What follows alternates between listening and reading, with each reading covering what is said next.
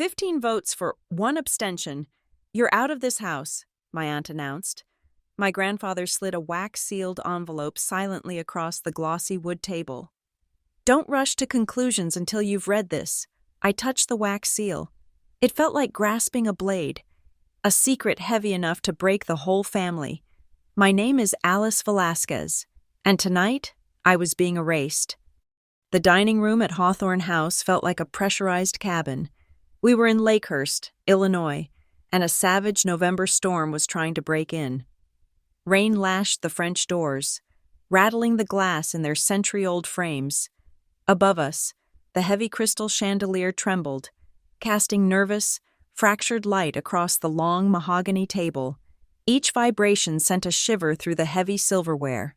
It was an emergency meeting of the Hawthorne clan, convened for a single purpose: to vote on stripping me of my residency. The official reason, printed neatly on the agenda by my aunt, was Alice's continued disruption of family harmony and actions detrimental to the Hawthorne reputation. That was the polite version. The real reason sat unspoken, heavy and thick as the humidity in the room: the imminent announcement of the family trust's restructuring. As things stood, only residents of the main house held a vote in that restructuring. Kicking me out wasn't just housekeeping. It was a corporate takeover dressed up as family disappointment. My Aunt Marjorie presided from the head of the table, running the execution with the impersonal efficiency of a CEO conducting layoffs. Her silver hair was pulled into a tight, unforgiving knot. In front of each family member was a pre-printed ballot, a heavy vellum cardstock that felt obscene for the task. Beside them, gleaming fountain pens were arranged in perfect parallel lines. Everything was orderly, civilized, brutal. "We have 15 votes present or accounted for," Marjorie announced, her voice cutting cleanly through the sound of the storm. My cousin Trent, halfway down the table, had his phone propped discreetly against a water goblet. The screen was live. He was live-streaming the execution to the absent relatives, ensuring the entire bloodline could watch the purge in real time. I saw the comments scrolling past, little digital nods of approval. He was counting the proxy votes via the video feed, his lips moving silently. I sat at the extreme far end of the table, the seat reserved for distant relations or disgraced members. Tonight, I was both. My raincoat was still damp, pooling dark water on the priceless wood beneath my chair. I had come straight from work, summoned by a curt text message. No lawyer, no ally. That, at least, was what they saw. A lone woman, 32 years old, about to be unhomed by the people who shared her blood. At the opposite end, near Marjorie, sat my grandfather, Alistair Hawthorne. He was the patriarch, the still point in this churning room. He just watched, his face an unreadable mask of aristocratic stillness.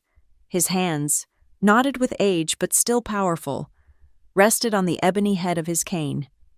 His gaze was fixed on the tabletop, not at me, not at Marjorie. He just existed, a mountain of silence.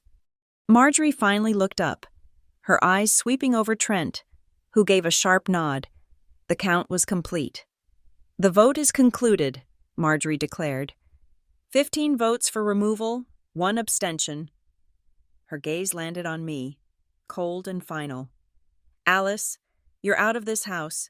You have until noon tomorrow to have your effects removed." A collective sigh, small but audible, moved through the room. Chairs scraped back an inch as tension eased from 15 bodies. It was done. Then, a new sound, the dry slide of parchment on polished wood. My grandfather, Alistair, had not moved, except for his right hand. He had pushed a single, thick envelope across the table. It was sealed with dark red wax. The Hawthorne crest pressed deep into it.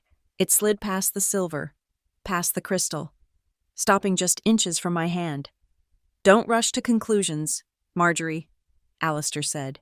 His voice was quiet, but it landed with the weight of a gavel. "Not until you've read this." I stared at the envelope. Marjorie's face tightened, a flash of genuine anger breaking through her composed mask. "Alistair, this is improper. The vote is cast. "The matter is closed," she snapped. "Is it?" he replied, his eyes finally lifting to meet hers. I reached out and touched the wax seal. It was still warm. It felt like grasping a blade, the sharp edge of a secret heavy enough to break the whole family. I looked up, not at my grandfather, but at the ring of expectant, hostile faces. I didn't open it. "If this is my severance package," I said, my voice surprisingly steady, "I think we should all hear what's in it. Read it. Aloud." Marjorie started to rise. "That is not necessary. This is a private matter between you and your grandfather." "No," Alistair said. It was not a request. He nodded at me, a sharp, definitive gesture. "Read it, Alice." The wax seal was a hard, brittle eye staring up at me. My family stared too, their faces a mix of irritation and predatory curiosity. They saw Alice Velasquez, the charity case, the granddaughter who lived on ancestral grace. They saw the girl who didn't belong. They had no idea who I really was. "My name is Alice Velasquez, and I am a senior legal investigator for the North Coast Justice Bureau. My specialty is financial fraud. I do not investigate street-level crime. I hunt for the quiet, devastating crimes committed with fountain pens in oak-paneled boardrooms. I trace the ghosts in the ledgers. I find the money that billionaires think they have successfully vanished. My colleagues at the Bureau know me as meticulous, relentless, and quiet. The people I investigate simply know me as the end." This was not the life the Hawthorns expected for me. This was the life I built because of them. My past is a fractured thing. My mother, a woman who never fit in with the Hawthorns' cold, old money aesthetic, walked out of Hawthorne House when I was 7 years old. She left me on the grand staircase with a kiss on my forehead and a whispered, "I'm sorry, Addie." I never saw her again. The family narrative was that she was unstable, a flight risk, a bad seed. I was the unfortunate remainder. While my aunts and uncles, Marjorie chief among them, discussed boarding schools, my grandfather Alistair put his foot down. He moved me from the main house to his private wing overlooking the lake. He raised me. Alistair Hawthorne was not a warm man, not in the conventional sense. He did not offer hugs or bedtime stories. Instead, he offered structure. He gave me purpose. He taught me the family's true religion, the books. The Hawthorns don't just own property. Alice, he told me one rainy afternoon when I was 10. He sat me at his enormous desk, opening a leather-bound ledger. The pages smelled of cotton and ink. "We account for it, every penny, every handshake, every promise." He taught me his system. It was more than bookkeeping. It was a philosophy. He taught me to giso, to keep the books. I was to save every receipt, not just for purchases, but for services, for gifts, for everything. I was to log every significant phone call, date, time, participant, and summary of discussion. A memory fades. "Alice," he would say, his finger tapping the page. "Ink does not." While other Hawthorne children learned to ride horses and sail, I learned to read a balance sheet before I was a teenager. I learned to spot discrepancies. He would quiz me, setting up false entries in a practice ledger. Find the lie. He'd challenge me, and I always did. It was a game to him. To me, it was survival. It was the only language my grandfather and I truly shared. This led me, naturally, to my education. The family expected art history or perhaps a law degree from a soft Ivy League. I chose forensic accounting at a state university, a choice that baffled them. It was so practical, so grubby. I interned at the Riverton County Courthouse, not in a judge's chambers, but in the clerk's basement office, digitizing 2 decades of probate and property records. It was there I learned how the machinery of power truly works, not in the courtroom drama, but in the filing, the docketing, the signing of deeds. And the Hawthorne business desperately needed accounting. On the surface, it was a monolith. Hawthorne Real Estate, the premier developer in Lakehurst, perhaps all of Illinois. Our name was on museums, on university wings, on parks, a bright, clean facade of philanthropy and civic duty, but I knew what Alistair had taught me. Look at the books. Behind the bright facade was a complicated, shadowy network of holding companies, shell corporations, and quiet agreements. It was a structure built for one purpose: to move money where it could not be seen. My skills, honed in secret, became useful. 3 years ago, my cousin Trent, Marjorie's son and heir apparent to her ambition, had a problem: a very large, very illegal gambling debt owed to some very unpleasant people in Chicago. It was in the high 6 figures, enough to cause a scandal that would taint the Hawthorne name. Marjorie was hysterical, ready to pay them off in a single, untraceable wire transfer, an act that would have given them leverage forever. I intervened. I met Trent at a diner off the highway. His hands were shaking, his eyes darting to the door. He looked like a cornered animal. I slid a folder across the table. In it was a detailed analysis of his creditors, their business affiliations, and most importantly, their own legal vulnerabilities. I had also drafted a 9-page repayment agreement. It was structured, binding, and gradual. It converted his illegal debt into a documented private loan from a third-party entity I controlled, funded by a quiet disbursement from his own trust. He would pay it back, with interest, over 10 years. I kept the original agreement. I kept his silence. Alistair knew. I used his ledgers to track the payments. Trent was safe, but he was also owned. He never forgave me for saving him. Marjorie saw my independence as a direct threat. My job at the Bureau gave me knowledge she could not control. My disinterest in the family's social posturing made me unpredictable, and my seat at the table, my single vote, was a variable she could not manage. She needed absolute control for the upcoming restructuring. My very presence was a nail in her shoe. She just never knew how sharp that nail was. About 6 months ago, during a routine audit of public charitable trusts, a pet project at the Bureau, I stumbled on a name: Lakehurst Partners 2. It was a ghost, no website, no public filings, just a registered agent address that led to a post office box, but it was moving serious money, millions.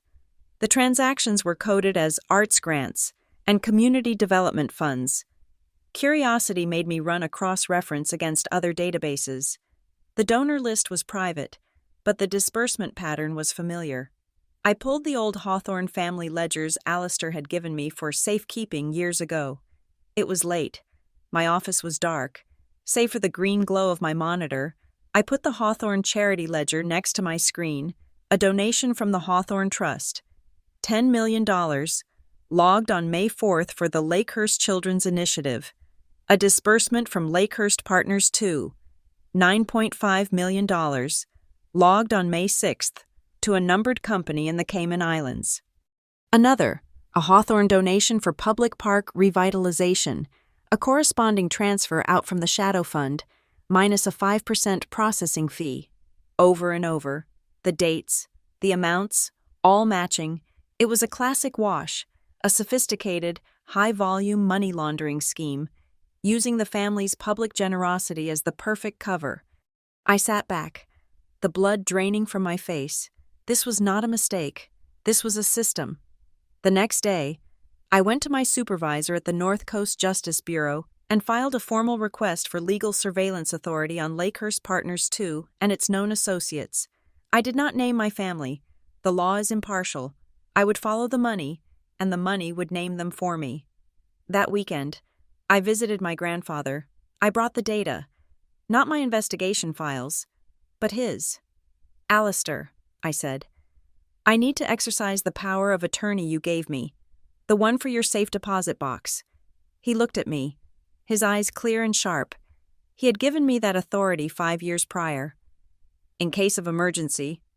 This is the emergency, I said.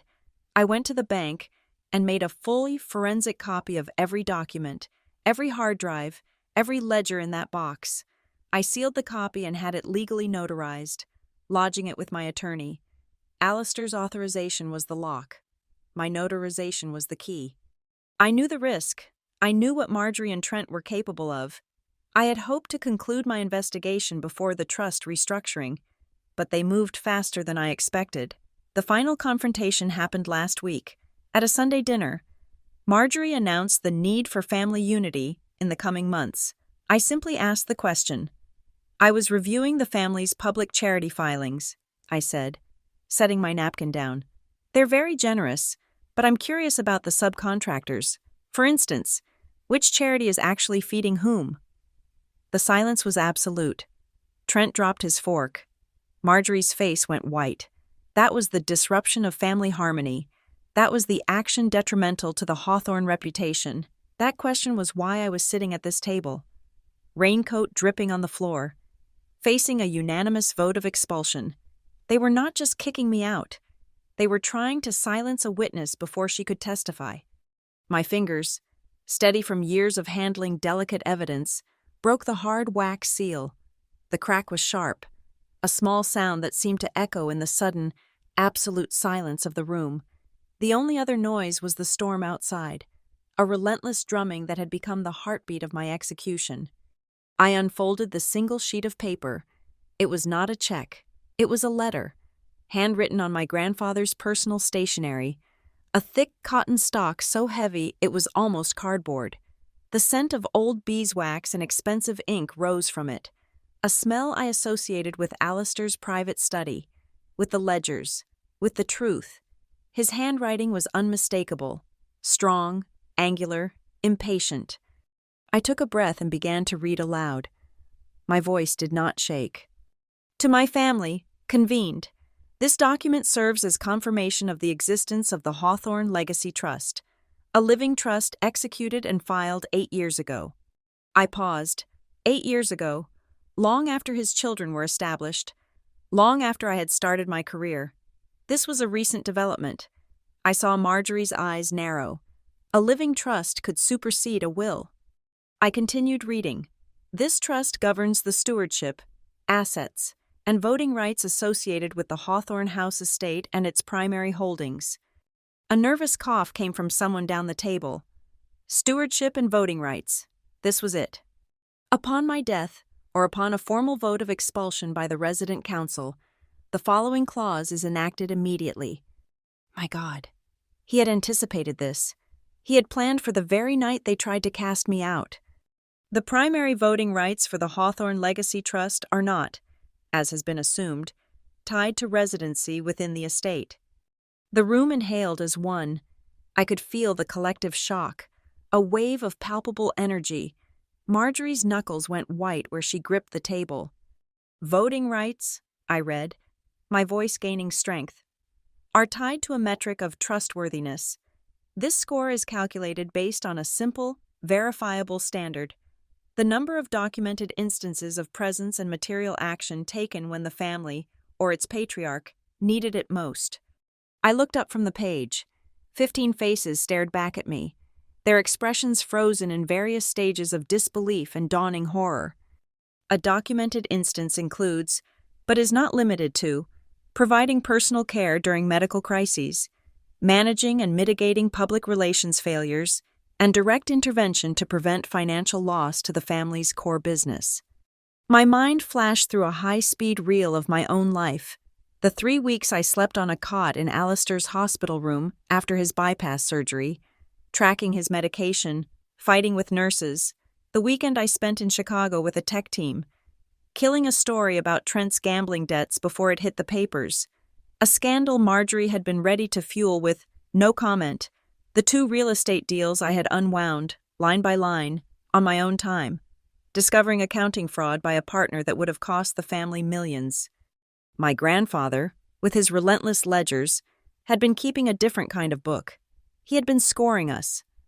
This is preposterous, Marjorie finally exploded, her voice tight with fury. A secret trust? An unpublished document? It's invalid. It holds no water. The vote stands. It is not unpublished. Marjorie. Alistair's voice was flat, correcting a factual error. He did not look at her. He looked at me.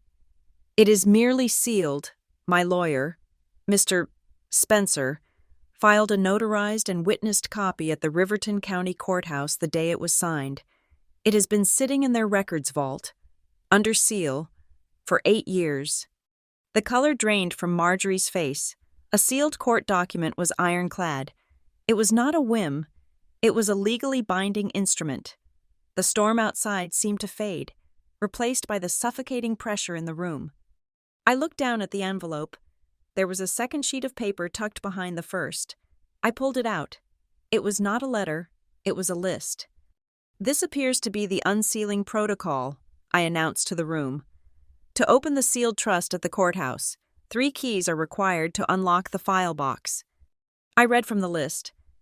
Key 1 is held by the trust's executor, Mr. Spencer.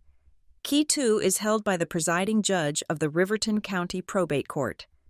I paused, reading the final line to myself first. A slow smile touched my lips. It was perfect.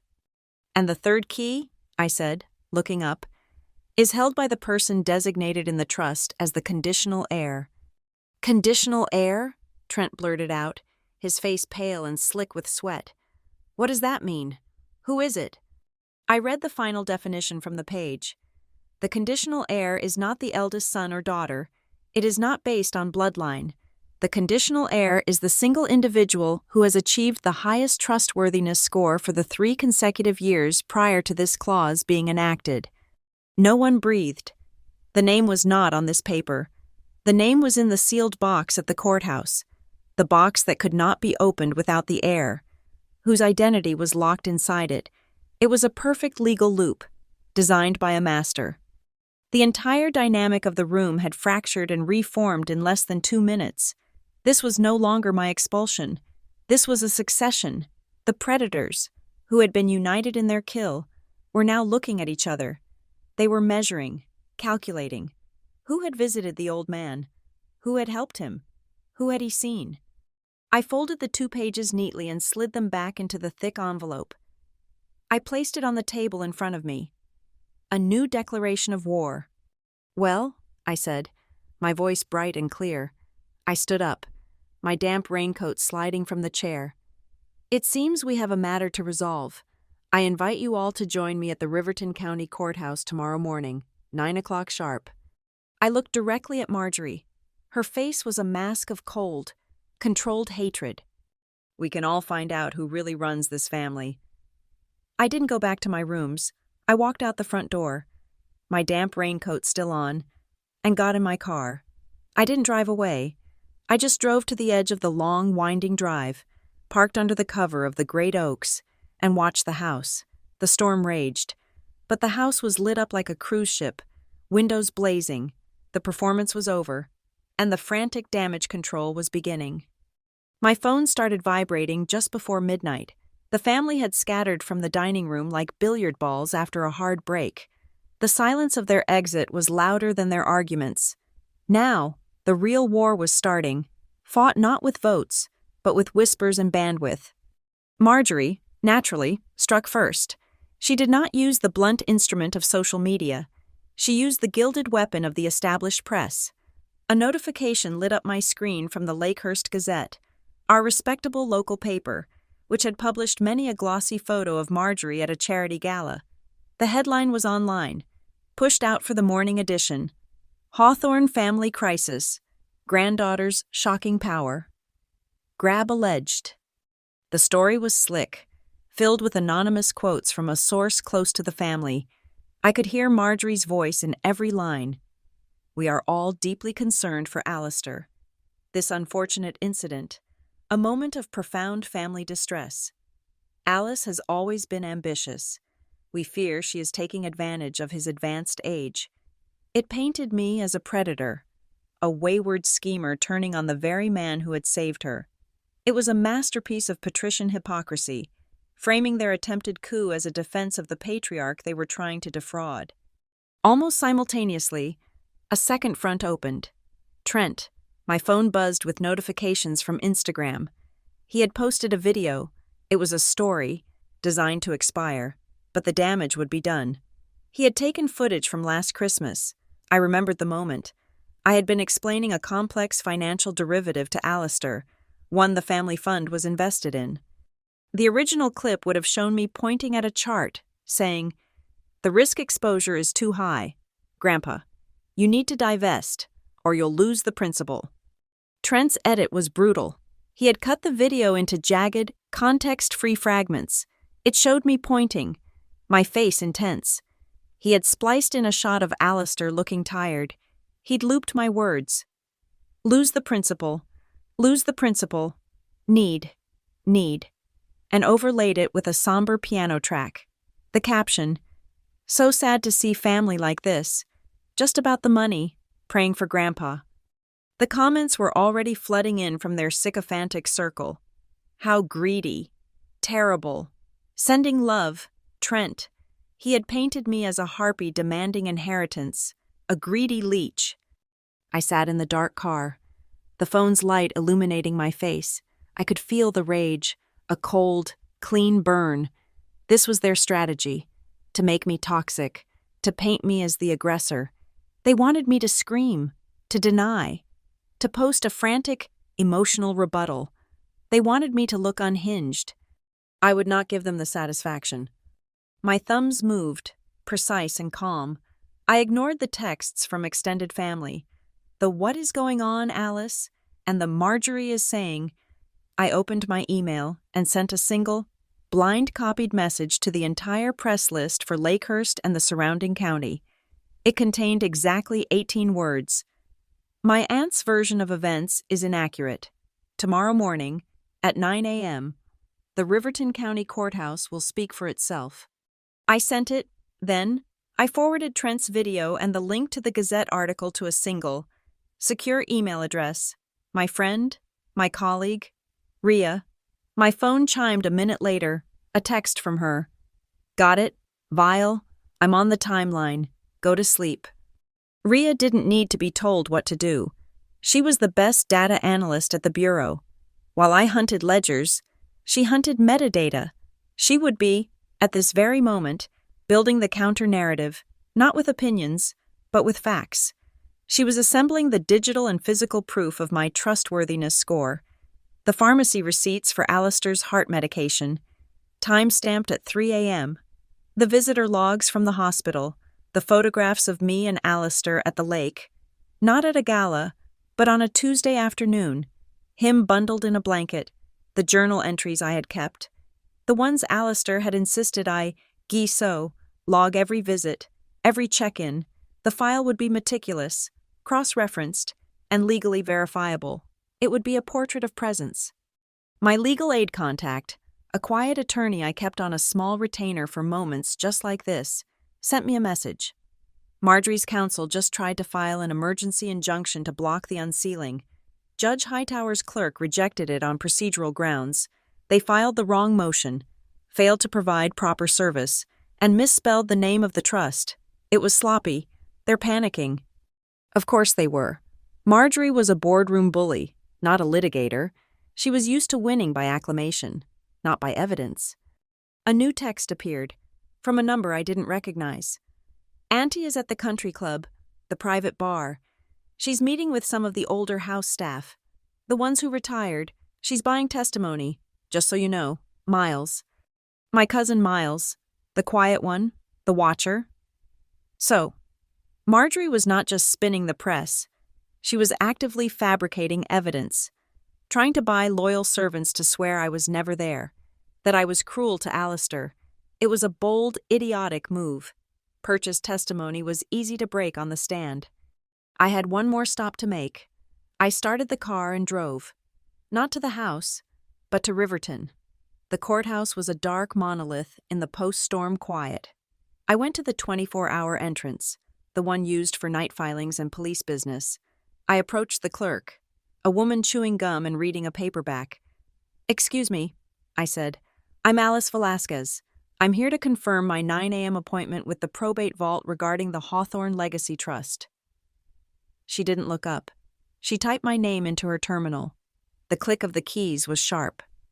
"Velasquez, Hawthorne, 9 a.m. Judge Hightower is presiding. The file's been pulled from deep storage. You're confirmed." "The file is physically here? It's been verified?" She finally looked up, annoyed. Honey, it's a sealed court document, not a library book. It's been in our vault for 8 years. It's here. Don't be late. Thank you. It was real. The letter was true. The file existed. As I walked back to my car, my phone buzzed with a call. A local television station. Channel 5. Ms. Velasquez? We're running your aunt's story. We'd like to offer you a chance to respond to the allegations that you are manipulating your grandfather for financial gain. I stood by my car, the air cold and clean. I won't be giving a live statement. So you have no comment on your family's claims? The reporter pushed. No, I said. I have something better. I hung up. Opened my phone's audio files. I found the recording I'd made 2 months ago. A simple voice memo. Alistair and I had been arguing about a bad investment Trent had proposed. I had recorded it as evidence, a habit he himself had taught me. I found the clip. Alistair's voice. Frail but clear as a bell. They all want me to be a senile old fool. They talk about harmony when they mean agreement. They want a rubber stamp. Alice is the only one who respects the rules. She's the only one who actually reads the reports. That's why she's a pain in the ass, and that's why she's necessary. I emailed the MP3 file to the reporter. You have my permission to air this, in full. The final domino fell an hour before dawn. Alistair himself. He didn't make a press call. He simply walked onto the grand front portico of Hawthorne House, leaning on his ebony cane. Trent, sensing a moment, had filmed him, likely thinking his grandfather would publicly disown me. Alistair looked into the camera. The storm had passed, and the first light of dawn was breaking behind him. This family has been blessed with great privilege, he said, his voice carrying in the still air. Privilege demands integrity. Tomorrow is not about money, it is about integrity. The court will see to that. Trent posted the video, believing it was a neutral statement, but it was not. It was Alistair's signal to the world. He was not a victim, he was a participant. The family, which had been a united front of vipers, fractured. My phone lit up with a new kind of text. Allies, a former housekeeper, now retired in Florida, sent me a picture. Dear Alice, I found my old receiving ledgers from the house. I logged every single package Mr. Spencer, the lawyer, delivered to your grandfather for 10 years. The dates on these logs match the dates you were home from college and the dates of his surgeries. I hope this helps.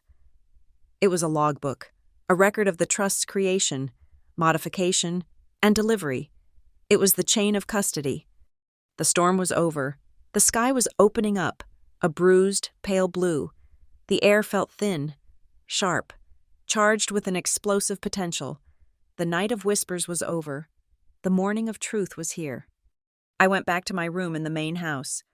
I ignored the glares from the staff. I showered, the hot water washing away the chill. I walked to my closet and laid out my armor, a dark navy blue suit, tailored perfectly, a simple white silk blouse, no jewelry, save for my watch. I laid the vest out on the chair. I looked at my reflection. My eyes were clear. There was no fear, just focus. I looked out the window.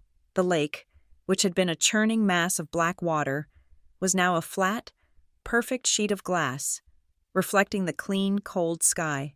I locked my phone and put it in my bag. The research was done. The press had been managed. The evidence was in place. I thought of Marjorie's face, of Trent's smug video, of the 15 votes. No retreat, I said to the empty room. The Riverton County Courthouse was built to intimidate. It was a cathedral of law. All soaring marble columns and cold, echoing halls. My footsteps were sharp and solitary on the stone floor. The violence of last night's storm had passed, replaced by a clear, cold November morning. Sharp, weak sunlight cut through the tall, arched windows, laying bright, unforgiving rectangles on the polished floor. The air was still. It smelled of old floor wax, antique paper dust, and the faint, sharp metallic scent of the massive bronze light fixtures hanging far above. High on the wall, a massive clock with a bronze face marked the hour. As I approached the designated chamber, the minute hand clicked into place. The sound was heavy, final. It was exactly 9 o'clock. This was not a courtroom. It was a secure records chamber in the basement, a windowless room, painted a flat, institutional green. It was cramped, the air heavy and silent. Judge Hightower sat at the head of a heavy oak table, her presence dominating the small space. She was not in her robes, but in a severe dark suit. Her clerk, the woman from the night before, sat beside her, a laptop open. My family was already there. They looked like they had not slept. Alistair sat to the judge's right, impassive, his hands resting on his ebony cane. He looked as if he were attending a quarterly bank meeting, composed and alert. The other side of the table was a fortress of hostility. Marjorie sat rigid, her face a pale mask of fury. Beside her sat her lawyer, a man whose suit was so expensive it looked armored. Trent was next to him, looking physically ill, his skin a damp, gray color. He was flanked by his own lawyer, who the judge had introduced as the current representative of the family fund. And then there was Miles. My quiet cousin was seated slightly behind Marjorie, his hands clasped so tightly his knuckles were white. He was here as a witness, a member of the bloodline. He refused to meet my eyes. "We are convened," Judge Hightower announced. Her voice was flat, absorbing all the sound in the room. "For the unsealing of the Hawthorne Legacy Trust, file number 87-44B. The protocol for this unsealing is specific and will be followed to the letter." The clerk stood. She walked to a heavy fireproof steel safe in the corner, spun a combination dial, and swung the thick door open. She returned not with a file, but with a dull silver metal box. It was heavy, like an old ammunition case, secured with a thick clasp. A thin wire of gray lead was threaded through the lock, crimped shut with the official court seal. The clerk placed it in the center of the table. The sound was a heavy, definitive thud. "The seal is intact, Your Honor," the clerk said. "Unbroken since filing 8 years ago." "Very good." Judge Hightower looked at all of us. "Let the record show the integrity of the file box is verified. Before we proceed, all designated parties must sign the chain of custody and appearance log." A simple clipboard with a ruled sheet was produced. It was passed down the table. Marjorie's lawyer signed first, his pen scratching. The fund representative signed. Marjorie grasped the pen, her signature a sharp, angry diagonal. Trent's hand was shaking so badly he could barely form the letters. His signature was a wet smear of blue ink. Miles signed quickly, his eyes on the paper. Alistair signed with a slow, deliberate movement, his handwriting as strong as it was in the letter. Finally, the board was passed to me. I took the pen, Alice Velasquez. My hand was perfectly steady. "The unsealing protocol requires 3 keys to be turned simultaneously," the judge stated, reading from a sheet. "Key 1 is held by the trust's executor, Mr. Spencer." Alistair's personal lawyer, a quiet, owlish man I had seen at family funerals, stepped forward from the back wall. He produced a simple, standard-looking brass key. "Key 2 is held by the supervising judge of the probate court." Judge Hightower opened a shallow drawer in the oak table and removed a long, old-fashioned skeleton key. She paused, her eyes scanning the page. "Key 3, she read, "is held by the individual designated by the conditional heir, as per the trust's private unsealing instructions, delivered at the time of filing." The air in the room became thick, impossible to breathe. Marjorie leaned forward, her eyes, starved of sleep, fixed on the box. Trent was breathing audibly through his mouth. "And who?" Marjorie's lawyer asked, his smooth voice edged with tension. "Is that designate? The identity of the heir is the very thing in question." "The protocol is specific," Judge Hightower said. Not looking at him, she turned her gaze to my grandfather. "Mr. Hawthorne, the instructions state the 3rd key is in your possession, to be delivered to the designated party at this time." Alistair did not look at his daughter. He did not look at his grandson. He did not look at the lawyers. His gaze found mine and held it. Slowly, he reached into the pocket of his waistcoat. He did not pull out a key. He pulled out a small, worn, black leather keychain. It was the one I had given him over a decade ago, the one that had belonged to my father, his son, the one with a small, tarnished silver wing from his Air Force service. Attached to the leather loop, next to the charm, was a tiny, intricate silver key. It looked like it belonged to a diary or a music box. He slid it across the polished wood. It stopped directly in front of me. "That," Alistair said, his voice quiet but carrying clearly in the dead air, "has been waiting for you for 3 years, Alice." My fingers closed around the cold metal. I looked at the judge. She gave a single, curt nod. "Please insert the keys," she instructed. Mr. Spencer moved to the lock on the left. Judge Hightower took the center lock. I stood and moved to the lock on the right. The three of us pushed the keys into the tumblers. "Turn on 3, the judge commanded. 1, 2, 3. We turned.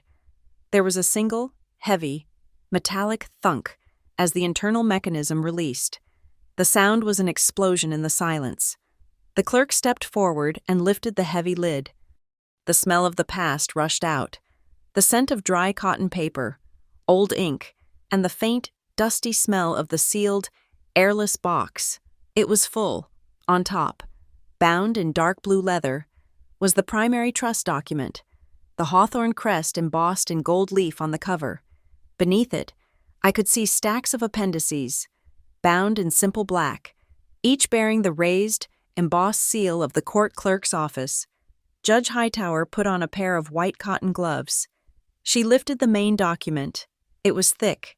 She placed it on the table in front of her and opened the cover. The room watched her read. No one moved. The only sound was the dry whisper of the ancient paper as she turned the pages.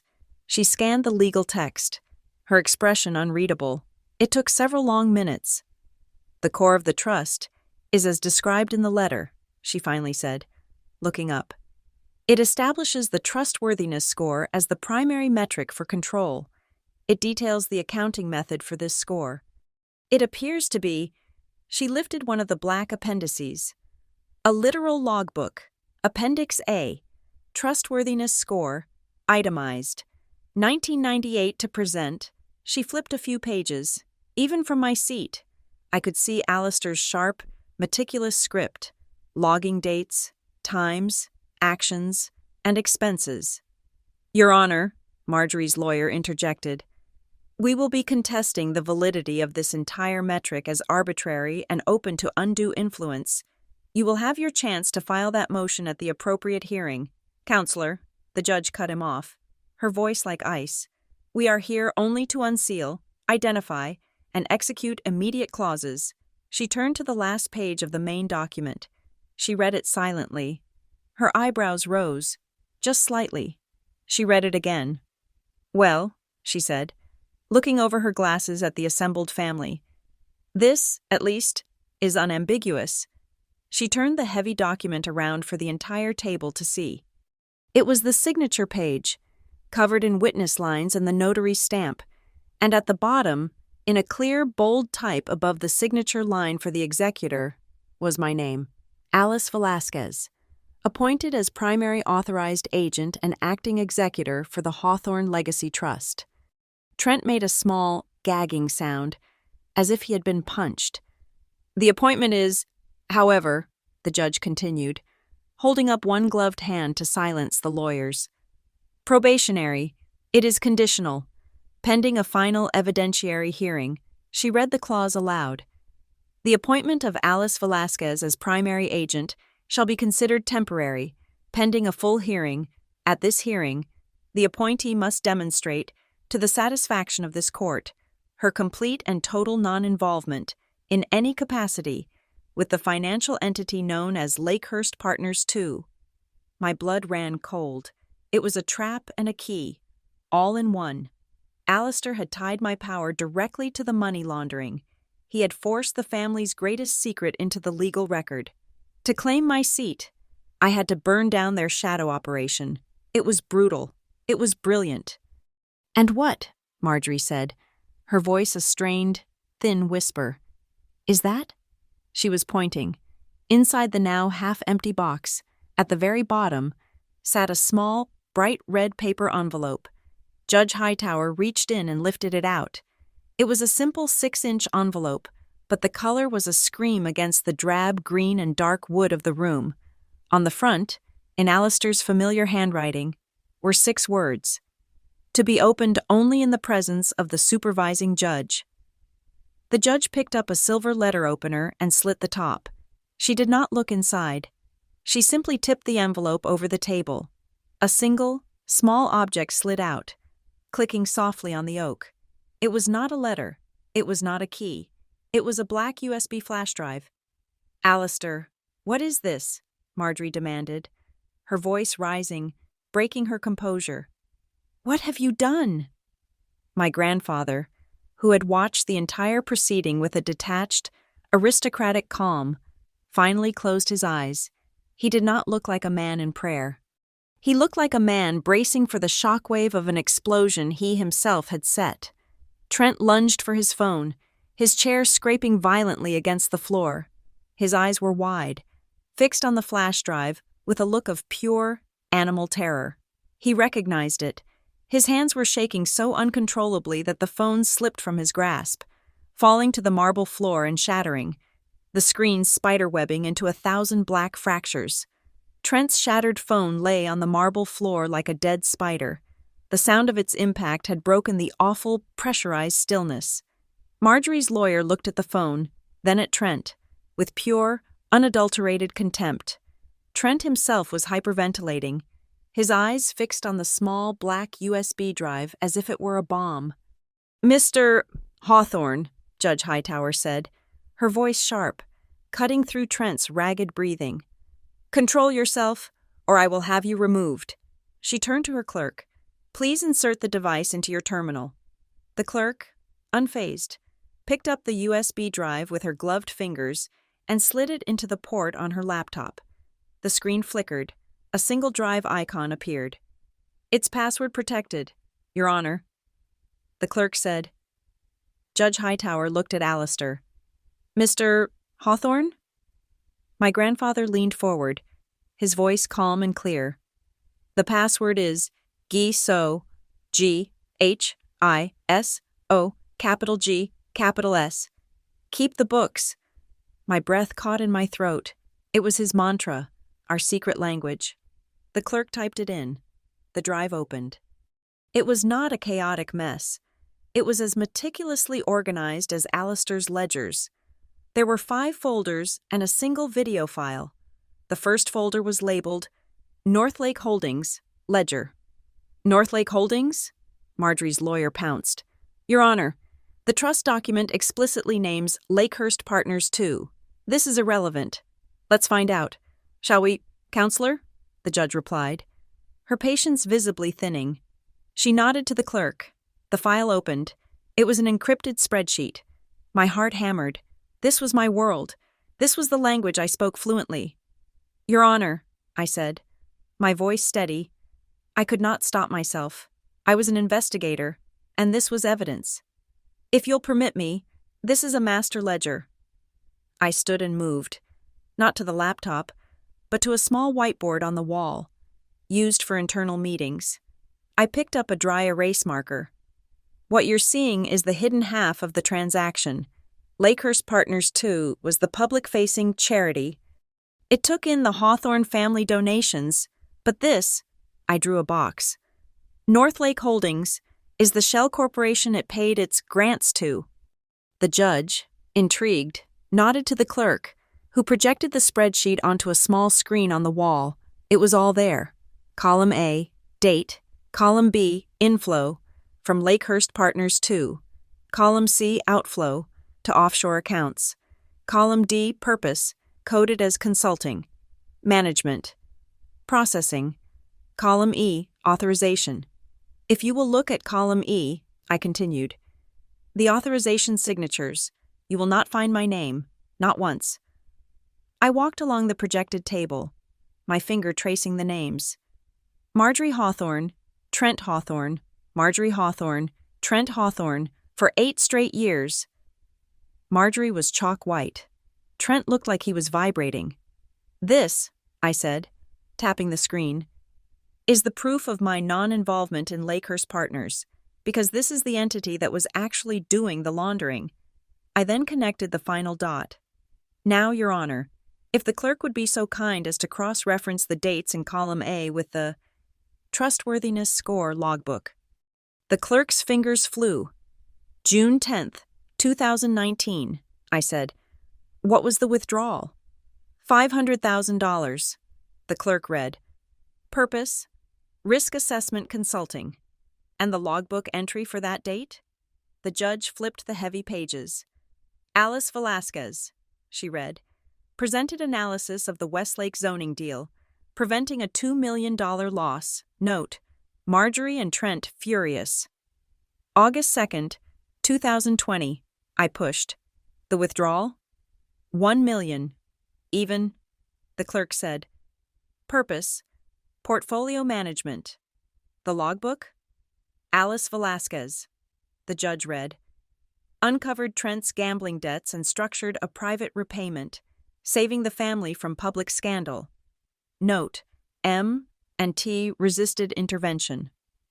I turned to the room. It's not a coincidence. Every single time I caused trouble, as my aunt calls it, every time I got too close to the books or protected Alistair's interests, Northlake Holdings paid them.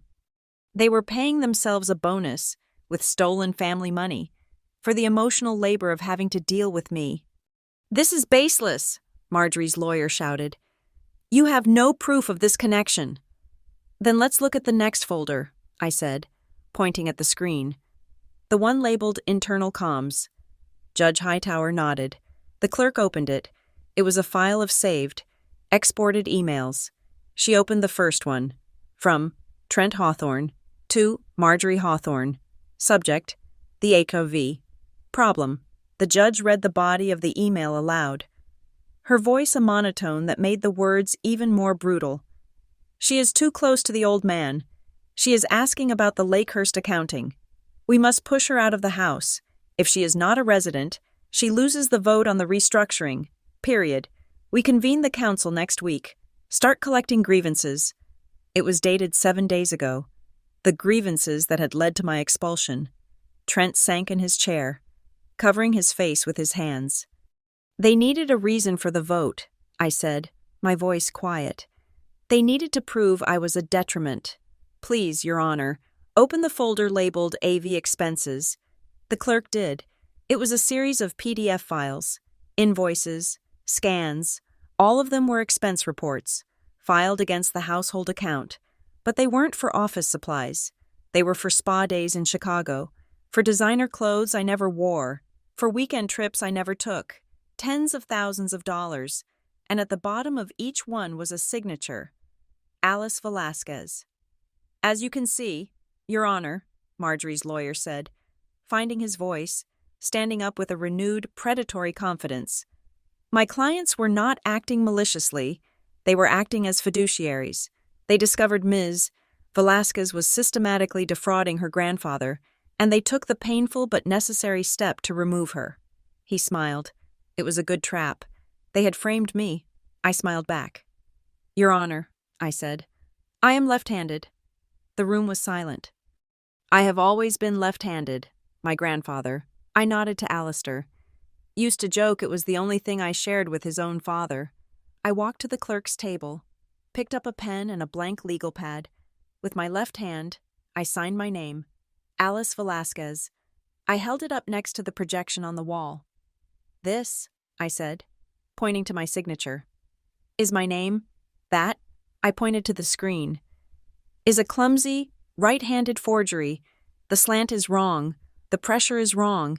The A is formed from the top down, not from the bottom up. It's a fake. That is an unsubstantiated claim, the lawyer blustered. The clerk's laptop chimed, a single, clear ding in the silent room. Your Honor, the clerk said, her eyes wide. I just received an incoming email to the court's public record inbox. It's from Maria Patel at the North Coast Justice Bureau. I smiled. Rhea, punctual as always. She says it is a matter of public record and relevant to this case, the clerk continued. It appears to be a forensic signature analysis report. Project it, Judge Hightower commanded. The screen changed. There, in a clean official bureau template, was a side-by-side comparison. On the left, my driver's license signature. On the right, one of the forged invoices. Red circles and arrows highlighted the inconsistencies. The report's conclusion was blunt. Signature B shows significant indicators of simulation. Discordance in pen pressure and slant is consistent with a deceptive, non-habitual signature, high probability of right-handed origin, attempting to mimic a left-handed original. Marjorie's lawyer sat down. He didn't just sit. He collapsed into his chair. But he wasn't finished. He looked at Marjorie, who whispered something in his ear. A new, desperate light came into his eyes. Fine, he said. The invoices are irrelevant. The core of this is the Northlake Holdings account.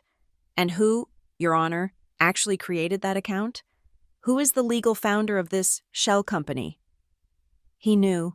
This was his last bullet. Judge Hightower looked at me, then at the clerk. Open the folder. Incorporation docs. The clerk opened the PDF. The original articles of incorporation for Northlake Holdings, LLC, filed in Delaware 8 years ago, and there, on the line for founding member/registered agent, was the name, Maria Velasquez, my mother. A gasp escaped my own lips. The blood left my face. I looked at Alistair, who was watching me, his face impassive. Marjorie actually smiled, a thin, venomous, triumphant smile. She had me. She had tied the entire criminal enterprise to my missing. Unstable mother, the Velasquez women, the bad blood. I couldn't breathe. My mother, Arizona, gone since I was 7, 8 years ago. The date, 8 years ago, the same year the trust was filed. The same year. Your Honor, I said, my mind racing, pulling threads from the investigation I had been doing on my own time, trying to find her. 8 years ago, my mother was a patient at the Copper Sky Behavioral Health Facility in Sedona, Arizona. I fumbled for my own phone, my hands shaking for the first time. I have the medical records. She had been declared mentally incompetent to handle her own affairs just 3 weeks prior to the filing date on that document.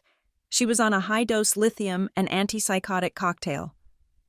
I looked at Marjorie, the pure, cold realization dawning. She couldn't have incorporated a company, but she could have been manipulated. They found her. They found her at her lowest point. I looked back at the USB files. There's one more folder. Velasquez POA. The clerk opened it. A limited power of attorney, signed by Maria Velasquez, granting Marjorie Hawthorne authority to file business documents on her behalf. They used her, I whispered, the horror of it settling on me. They used my broken mother's name to build their sewer, and they used my name to cover their withdrawals. It was all us, the greedy daughter, the crazy mother. It was the perfect firewall. This is all speculation, Marjorie's lawyer roared. Is it? Judge Hightower said, her voice like Arctic ice. There is one file left, study meeting video. The clerk clicked it. The screen filled with a grainy, black and white image, a timestamp in the corner. It was from a hidden security camera. I recognized Alistair's study. Marjorie and Trent were seated, facing the camera's location, which must have been hidden on Alistair's desk. There was no audio for the first few seconds. Then it kicked in. What if he doesn't believe us? Trent's voice, tinny and anxious. What if he sides with Alice? Marjorie's voice was clear and cold. He's an old man. Trent, he wants peace. He hates conflict. We just have to act sad about the niece. Sad that she's become so difficult, so grasping. He has to believe we're doing it for the family, not for ourselves. He has to believe we're protecting him from her. It's the only way. Judge Hightower hit the spacebar. The video froze on Marjorie's cold, calculating face. The silence in the room was absolute. It was the silence of a tomb. The judge removed her glasses. She rubbed the bridge of her nose, then looked up, her gaze sweeping over all of us. "Given the evidence presented today," she said, her voice formal and powerful, "which strongly suggests conspiracy to commit wire fraud, embezzlement, and the systematic abuse of a public-facing charitable trust, and given the clear and deliberate attempts to defraud this court and manipulate the probate process, I am invoking judicial discretion." She looked at Marjorie's lawyer. "The confidentiality of these proceedings is hereby waived. This court finds that the public interest in this matter, and in the potential crimes revealed, now significantly outweighs the estate's privacy. The full evidentiary hearing on the execution of this trust, and all evidence contained on this device, will be held in open court." "Your Honor!" Marjorie's lawyer was on his feet, knocking over his chair. "We object. We strenuously object. We move for a stay. We move to seal the evidence." "Denied. Counselor," Judge Hightower snapped, striking her gavel. "Denied." She stood. "We are adjourned until the hearing."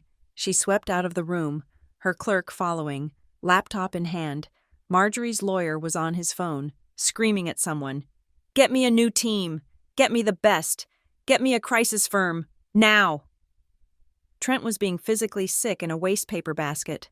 I stood there, shaking, the adrenaline draining away, leaving me cold. The doors to the chamber opened. The hallway, which had been empty and silent, was a blinding wall of light, reporters, cameras, shouting. Apparently, the waiver of confidentiality had been immediate. "Marjorie, is it true you're being investigated for fraud?" Alice Velasquez, what was on the USB drive?" "Trent, is Northlake Holdings your shell company?" Marjorie, pale as death, was immediately shielded by two new, shark-like lawyers who had appeared from nowhere. They began shoving their way through the press. I felt a hand on my arm. I turned. It was Alistair. He had navigated the chaos and was standing beside me, his face grim, his eyes sharp. He leaned on his cane. He watched the media circus tear his daughter and grandson apart. He looked at me, his hand still gripping my arm, his grasp like steel. "Now, Alice," he said, his voice low but cutting through the roar of the press. "It is time to tell them everything." The main courtroom of the Riverton County Courthouse was not just full, it was suffocating. Every inch of polished wooden bench was occupied. The public, drawn by the scent of scandal, was packed shoulder to shoulder. The press corps, both local and now national, lined the side aisles, notebooks and recorders held aloft. This was not a trial. There was no jury. It was a probate hearing, a dispute over a trust, but Judge Hightower's decision to make it public had turned it into the most savage show in town. I sat at the petitioner's table, alone. Alistair sat in the front row, directly behind me, a still, silent point of support. Across the aisle sat the respondent table. Marjorie, Trent, and a new, larger, more expensive-looking team of lawyers. Their lead counsel was a man named Kitteridge, flown in from Chicago, known for his scorched earth tactics. Kitteridge stood for his opening. His voice was smooth, resonant, and dripping with false empathy. "Your Honor, what we are witnessing today is not a simple probate matter. It is the final, tragic act of a sophisticated, long-term campaign of undue influence. We are here because Alice Velasquez," he pointed at me, a theatrical gesture of sorrow, a woman taken in, sheltered, and supported by her grandfather, systematically manipulated that aging patriarch. She isolated him, she poisoned him against his own children, and then she guided his hand to write a sweetheart clause into this trust, a poisoned pill designed to disinherit his blood and elevate only her. He paused, letting the accusation hang in the air. "We will prove that this trustworthiness score is a sham, a subjective emotional metric that Miss Velasquez herself preyed upon. We will prove that Alistair Hawthorne, a titan of industry, was, in his dotage, a victim." The room murmured. Kitteridge smiled. He had planted the seed. Judge Hightower looked at me. Miss Velasquez, your response. I stood. I did not walk to the lectern. I stayed at my table. I was not here to perform. I was here to present. Your Honor, I said, my voice clear and amplified by the microphone. Mr. Kitteridge speaks of emotion. I will speak of data. He calls the metric a sham. I call it an audit. I nodded to the clerk, who projected the first image from the USB drive. It was not a video, it was a graph, a simple, brutal line graph, created from the logbook appendices. This is the trustworthiness score, visualized over 10 years, I said. The blue line is me, the red line is Marjorie Hawthorne, the green line is Trent Hawthorne. The metric, as the trust defines it, is verified instances of material action taken for the benefit of the family or patriarch. The lines on the graph told the whole story. Mine was a steady, jagged climb of activity. Theirs were flat lines, punctuated by dips into the negative, where Alistair had logged actions taken against the family interest. My actions, I continued, are all documented, 312 instances. They include managing my grandfather's post-operative care for 21 days. They include the recovery of $2.4 million from the Westlake zoning fraud. They include the mitigation of the public scandal Mr. Trent Hawthorne invited. I turned to face Kitteridge. Their actions are also documented. They include 0 hospital visits, 0 financial audits, and as the USB drive revealed, the systematic embezzlement of over $9 million. Objection, Kitteridge roared. That is a criminal allegation not yet proven. It is the central condition of my appointment. Mr. Kitteridge, Judge Hightower said, her voice dry. She must prove her non-involvement. To do so, she must first prove the involvement of others. Proceed, Miss Velasquez. I would like to play the audio-video file labeled Study Meeting Video, I said. The graph vanished, replaced by the grainy black-and-white footage of Alistair's study. The courtroom was silent, straining to hear, and then Marjorie's voice, cold and clear, filled the air. He has to believe we're doing it for the family, not for ourselves. He has to believe we're protecting him from her. It's the only way. A wave of sound, a collective gasp, rolled through the public gallery. A reporter in the front row muttered, "Wow." Marjorie, at her table, looked as if she had been carved from ice. She did not move. The video speaks for itself, I said. This was not a defense of a patriarch.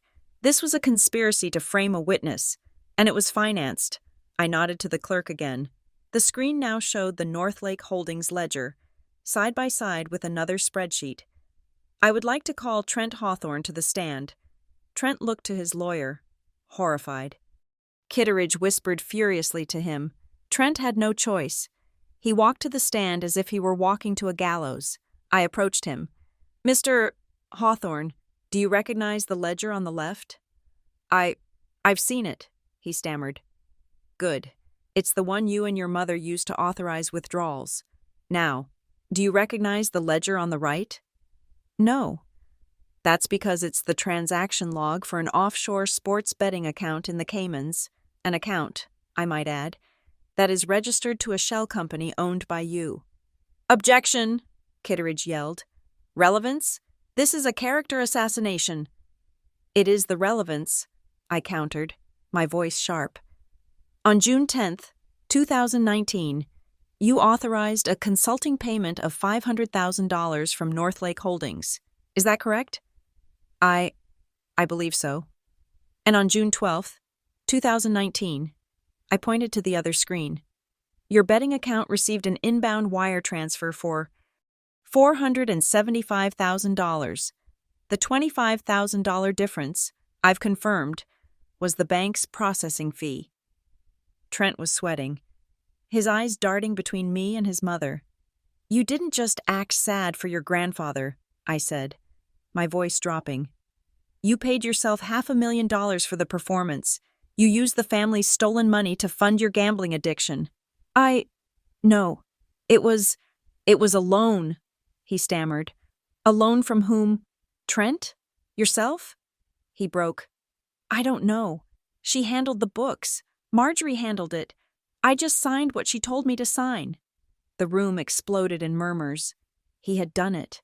He had pointed the finger directly at his own mother.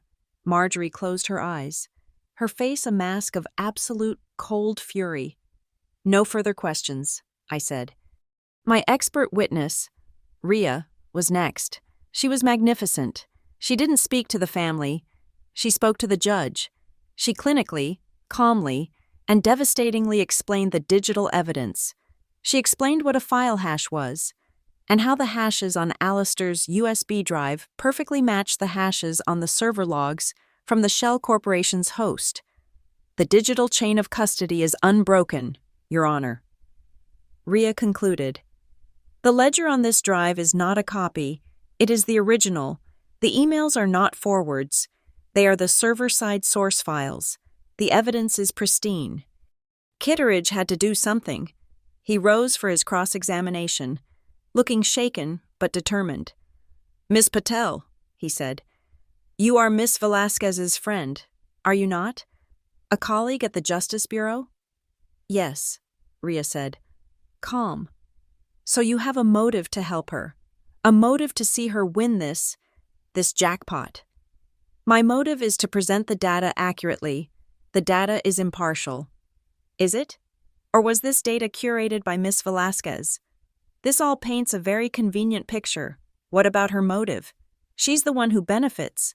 She's the one who gets the house, the power, the money. He turned to the judge. This is a classic profit motive, Your Honor. She claims she was acting to protect the family, but the entire time, she knew this trustworthiness score was her ticket. She wasn't caring for an old man. She was grooming a benefactor.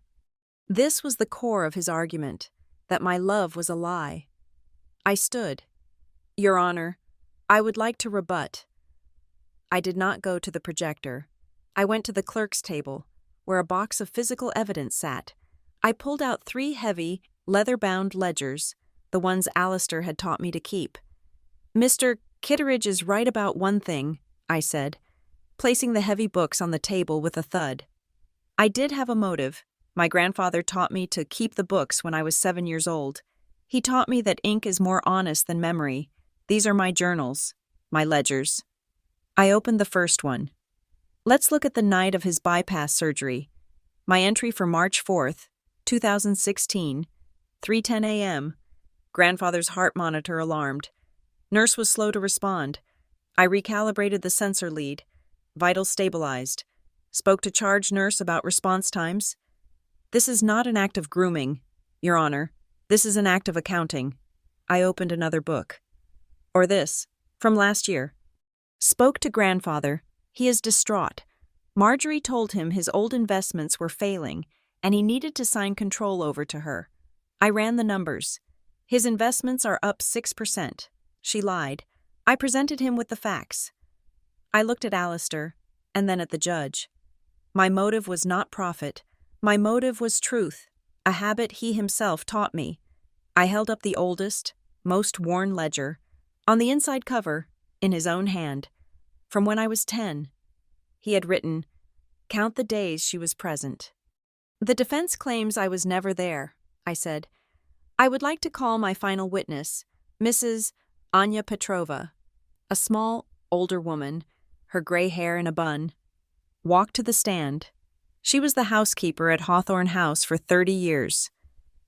Mrs. Petrova, I said gently, do you remember the night of November 8th, 2 years ago? A bad ice storm. Yes, ma'am, I remember. What happened that night? I heard a crash. I come from my room. Mr. Alistair. He had fallen in the main hall. He was in great pain. His hip. Where was I? You were there. You came from your room, in your pajamas. You were at his side. You told me to call 911. And did you? The ambulance. They said the roads were too bad. The ice? Maybe 2, 3 hours. And what did I do? You said, no. You told me to call the private car service, the one you use for the airport. The one with the big SUVs. You wrapped Mr. Alistair in the blankets from the sofa yourself. You and we carried him to the car. You drove him to the hospital, in the ice.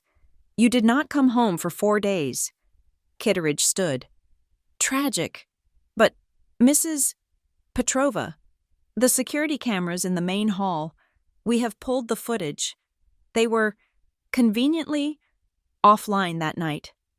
Yes, sir, she said, looking him dead in the eye. Because Miss Marjorie, she had them turned off. She said they were unsightly for the Historical Society party she was planning the next week. The room gasped. But, Mrs. Petrova continued, reaching into her purse, you were not there, Mr. Lawyer. I called the car, and I kept the receipt for the household books. She produced a small, faded, thermal paper receipt. 4:32 a.m., one town car to Riverton General, paid by Miss Alice. I kept it, like she taught me. I rested my case. The courtroom was utterly still. Kitteridge sat, defeated, his hands limp. Marjorie was staring into the middle distance. Trent was weeping quietly. Judge Hightower looked at the chaos, at the evidence, at me. Finally, she turned to the front row. Mr. Hawthorne, she said, her voice softer now, but still carrying. You have heard all of this. You wrote this trust. You set these events in motion. I will ask you one simple, final question. What is it you want today? Alistair stood slowly, leaning on his cane. He did not look at his daughter. He did not look at his grandson. He looked at me, and then at the judge. Your Honor, he said, his voice frail but resonating with absolute authority. For 30 years, I have been surrounded by people who wanted my money, my name, my legacy. They chose my assets. I want the person who chose me. I want the person who showed up.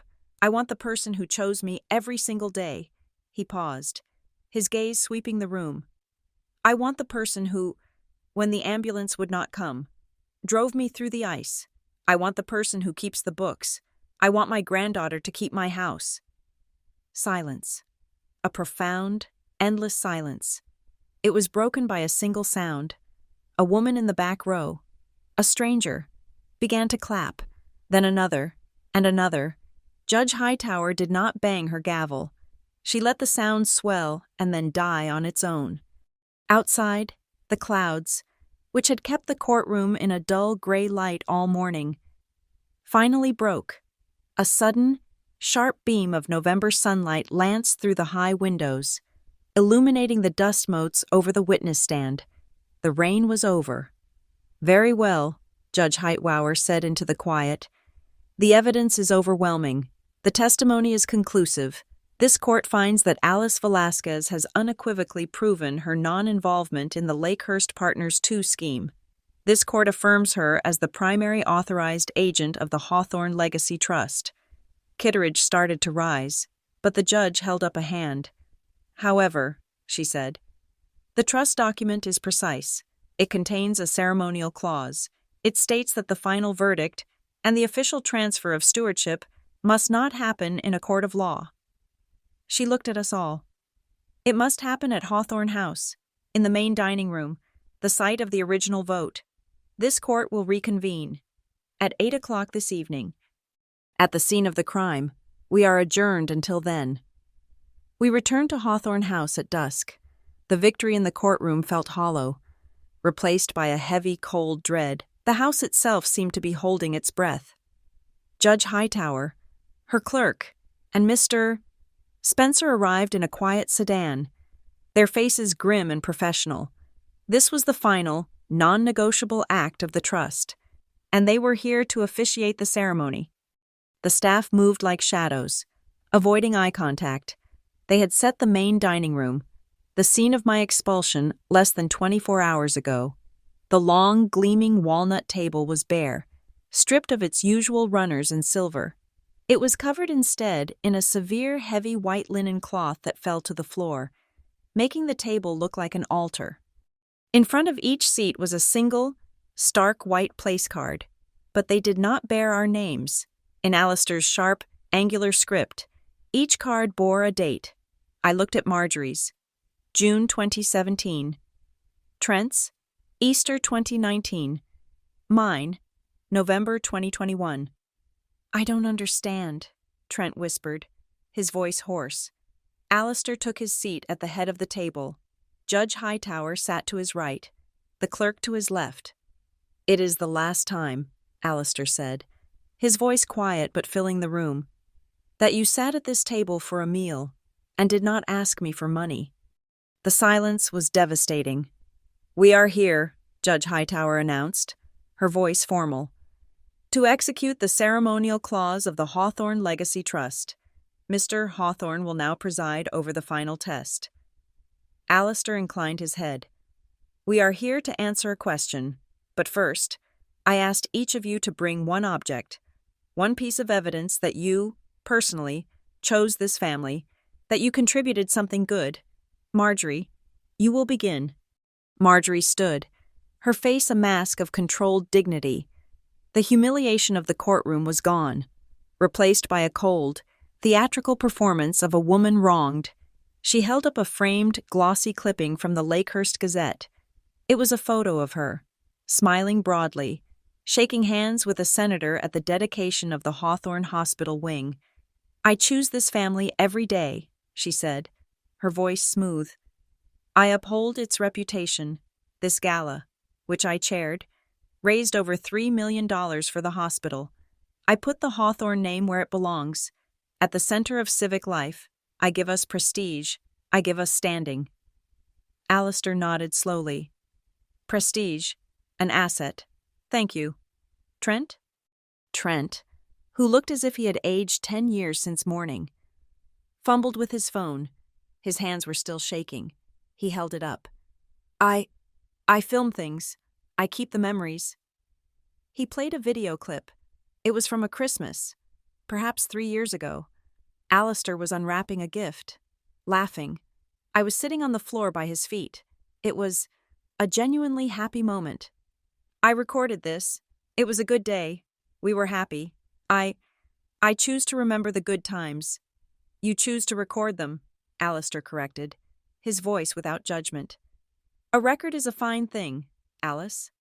I did not stand. I reached into my bag and placed 2 items on the white linen. They were not glossy. They were not impressive. The first was a laminated sheet of paper, the lamination peeling at the corners. The text faded. This is your insulin schedule from after your bypass surgery. Grandpa, the one I typed up for the rotating home care nurses because they kept getting the dosage wrong. My notes on reactions are in the margin in red. I slid it across the table. And this? I placed a small, simple drugstore picture frame next to it. The photo was not of a gala. It was just me and him, sitting on the end of the dock by the lake, on a random Tuesday afternoon. He was wrapped in a plaid blanket. I was in a sweatshirt. We were not looking at the camera. We were looking at the water. This was from last fall. We sat for an hour. We didn't talk. We just were. I choose presence. I choose the work. The boring, necessary, unglamorous work of being there. The work no one photographs. The room was silent. Alistair looked at Marjorie's clipping. He looked at Trent's phone. He looked at my laminated schedule. Prestige, he said, nodding to Marjorie. Memories. He nodded to Trent. And work, he said, his gaze resting on me. He then looked at the empty chairs. I remember a night in August, some years ago. It was not a fall. It was not an ice storm. It was a fever. 104 degrees. I was delirious. He looked at Marjorie. You were in the Hamptons, for a regatta, for prestige. He looked at Trent. You were in Chicago, for a concert, for a memory. The house, Alistair continued, was empty, save for staff, but Alice was here. She'd driven up from the city, late, just to check on me. She found me. She did not call a doctor. She did not call an ambulance. She sat with me, in the dark, for 6 hours. She put cold cloths on my head. I remember, through the fever, seeing her. She was barefoot. She had run on the cold marble floors to the kitchen to get ice. She didn't call for help. She was the help. She did the work. She chose to be present. As his words settled, a new sound cut through the heavy silence. The deep, formal chime of the front doorbell. Everyone froze. No one else was expected. A moment later, the dining room doors opened. Anya Petrova, the housekeeper, stood there, her face pale. "Mr. Alistair," she said, her voice trembling. "There is a visitor. She says she is expected." A woman stepped out from behind her. My heart stopped. I stood up so fast my chair nearly fell over. It was my mother, Maria Velasquez. She was older, fragile, her dark hair streaked with gray. She looked terrified, her hands twisting the strap of a worn leather handbag, but she was here. "Alice," she whispered. I couldn't move. 25 years. Gone. "What is the meaning of this?" Marjorie's voice was a sharp, high-pitched crack. "This is a private hearing. This is a circus. Get her out." "She is here at my invitation," Alistair said, his voice like iron. "It's a cheap theatrical ploy," Marjorie shrieked, pointing at me. "You're trying to manipulate the judge. A surprise witness. It's inadmissible. It's a quiche retienne. It is not cheap theater." Marjorie, Mr. Spencer, Alistair's lawyer, stepped forward from the corner of the room, where he had been standing in shadow. He held a legal document. "And she is not a surprise." He walked past Marjorie and handed the document to a stern-looking woman I hadn't noticed, who had entered with my mother, her lawyer. "Maria Velasquez," Spencer said, his voice formal. "You are hereby served with a valid subpoena to appear as a material witness in the state attorney's investigation into North Lake Holdings." It wasn't a performance. It was a move on the chessboard. By serving her here, Alistair had publicly and legally separated her from Marjorie. She was not an accomplice. She was a witness. My mother looked at me, her eyes brimming with tears. "Alice, I didn't know." Her voice was a rasp. "They found me at the clinic in Arizona. They told me it was just a paper to help the family, to help you, a formality." She fumbled with her purse, pulling out a crumpled, handwritten letter. I never took $1. I swear it. I brought all my records from the clinic. I was not well. I wrote this. It's an apology." I looked at her. The 7-year-old girl inside me wanted to scream at her for leaving. The 32-year-old investigator wanted to cross-examine her. I saw her hands. They were shaking. I saw her eyes. They were clear. I walked across the room, past the table, past my frozen family. I put my arms around her.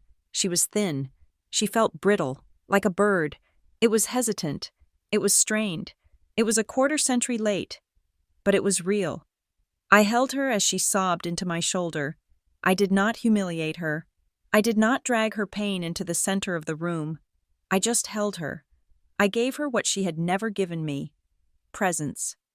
"Enough," Judge Hightower said, though her voice was not unkind. "This is compelling, but it is not the test." I let my mother go.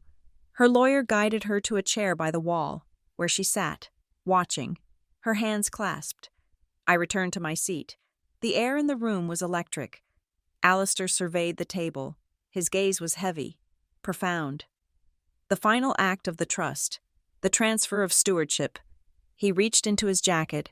With one hand, he placed a heavy, ornate brass key on the white linen, the key to this house, the key to Hawthorne House. With his other hand, he placed a second, smaller, modern key, a safe deposit key, and the key to the vault, the one that holds the unfiled deeds, the bearer bonds, the core of the assets. He looked at Marjorie, at Trent, at me.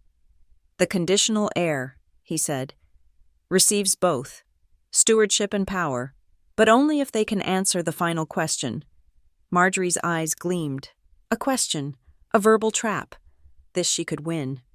"The question is this," Alistair said, his voice echoing. What is family if it is not being present? Marjorie opened her mouth, a platitude about legacy and blood and heritage ready on her lips. Alistair raised one finger. Ah, but the trust is precise. The answer to this question must not be given in words. It must be given in action. Tonight, in the next 3 hours. A low, sonorous bong sounded from the grandfather clock in the hall. It was 9 o'clock. You have until midnight, Alistair said. The test has begun. The chime of the grandfather clock in the hall was a heavy, judicial sound. 9 o'clock. The test had begun. The room was a silent stage. My mother and her lawyer sat in chairs against the far wall. Observers to a play they did not understand. Judge Hightower and her clerk sat at the table, representing the law. Mr. Spencer sat beside them, representing the trust's mechanism, and then there was the family, Marjorie, Trent, and me. Alistair, seated at the head, did not speak. He slid open a shallow drawer in the antique sideboard beside him. He removed a simple, dark wooden board, perhaps 2 feet wide, and a piece of white chalk. It looked like an old-fashioned school slate. He placed it on the white linen in front of him. With slow, deliberate movements, he drew 3 vertical lines, creating 3 columns. At the top of each, he wrote a name, Marjorie, Trent, Alice. This is beneath you, Father, Marjorie said, her voice tight with contempt. A test? With a scoreboard? What are we, children in a parlor game? The trust calls it a final assessment of presence, Alistair replied, his eyes on the board. He set the chalk down. It begins now. The air was thick, suffocating. We were being watched by the law, by the past, by the patriarch. For 10 minutes, nothing happened. We sat in silence. Marjorie tapped her immaculate fingernails on the walnut table. Trent stared at the 2 keys in the center, his eyes hungry. I just waited. I was an investigator. I knew how to wait for the evidence to present itself. A sudden, jarring electronic beep, beep, beep pierced the quiet. On the wall-mounted security panel, a small red light began to flash. Ah, Alistair said, almost to himself. There it is. What is that? Trent asked, startled. That, Alistair said, his gaze fixed on the panel, is the primary alert for the greenhouse. The backup generator has just failed. Marjorie rolled her eyes. So? Call the groundskeeper. Carlos went home at 5, as you know. Alistair said, the temperature in the orchid house is currently 58 degrees. My wife's collection, the Paphiopedilums, they cannot survive below 50 degrees. The main boiler is cold. Without the generator for the heaters, they will be dead by morning. In fact, they will be dead in about 2 hours. This was the first test, the physical test, the one that required work. Marjorie immediately pulled out her phone, her thumb flying. This is absurd. I am not a mechanic. She held the phone to her ear. Anya, get Carlos on the line. I don't care what time it is. Tell him to get back here. The greenhouse is failing. She looked up, triumphant. It's being handled. I am delegating. Alistair watched her. He picked up the chalk and, while in her column, made a small, definitive negative mark. He lives 20 minutes away. Marjorie, Alistair said. By the time he arrives and assesses, the plants will be lost. Then they're lost, she snapped. It's a few flowers. It was her collection, Alistair said, his voice dropping, and Marjorie had the decency to look away. I stood up. My suit was custom-tailored. My heels were 3 inches high. I looked at the mudroom door, then down at my feet. Useless. Alice, what are you doing? Marjorie demanded. I kicked my heels off. They skittered across the polished floor. I padded, barefoot, to the hall closet. I grabbed the heavy rubber flashlight Alistair always kept by the door and the red metal toolkit that sat beneath it. The manual, I said, not to her, but to Alistair. The one for the Kohler generator. Is it still in the potting shed? On the shelf. Page 12 shows the manual restart, he said, his eyes bright. I ran out the door, my bare feet cold on the slate patio, and plunged into the darkness. I was gone. The room settled back into a tense quiet. Marjorie was on her phone, leaving a furious, blistering voicemail for the unfortunate Carlos. Trent was watching the scoreboard, watching his mother's negative mark, a small, predatory smile on his face. Then, his own phone rang. The sudden, loud ringtone made him jump. He looked at the screen, his face draining of color. It's the Riverton Hills nursing home," he whispered, confused. "Why are they calling me?" "Well, answer it, you fool," Marjorie hissed. "Put it on speaker." Trent fumbled with the phone, his hands shaking. He hit the button. A tinny, professional voice emerged. "This is Nurse Evans at the Riverton Hills concierge desk. We're calling for Mr. Alistair Hawthorne. We have a transport pickup scheduled for him, a 10 o'clock cardiology stress test. Our ambulance driver has called out sick, and we need a family member to collect him immediately, or he'll forfeit the appointment." This was the second test, the emotional one. Marjorie stared at Alistair. "Father? A 10 o'clock appointment? You never said." Alistair, for the first time, looked genuinely rattled. He put a hand to his chest. I don't recall a stress test tonight. That seems my heart."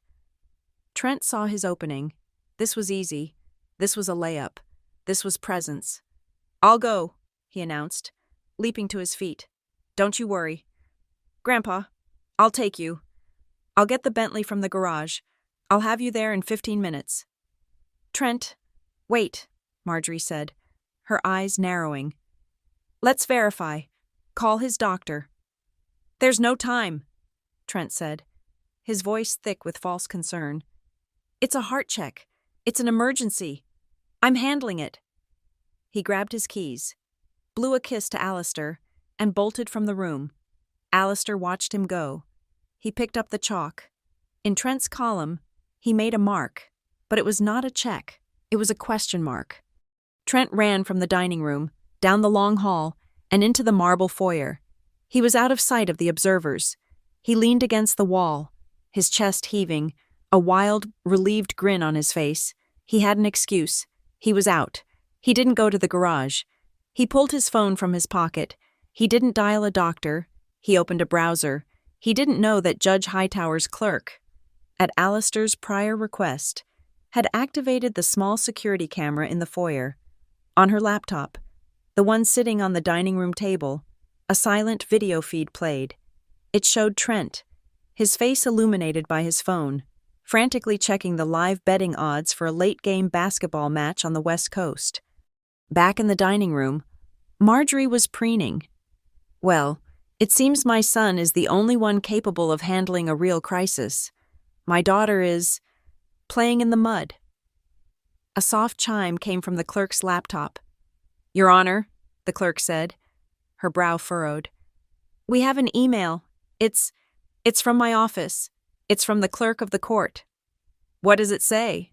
Judge Hightower asked, her face impassive. "It's addressed to all parties here.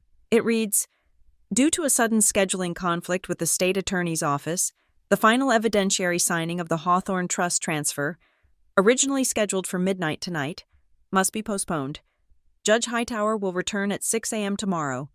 All parties are instructed to reconvene at that time. Please respond to confirm receipt.'" This was the third test, the intellectual one. Marjorie stood up. "What? 6 in the morning? After all this? This is an absolute farce. I am exhausted. I am not waiting up until midnight for a test that is clearly postponed. I'm going to bed." She began to gather her purse, her performance of duty complete. "This is highly irregular," Judge Hightower said, looking at the screen. The mudroom door slammed open. I walked back in. I was a disaster.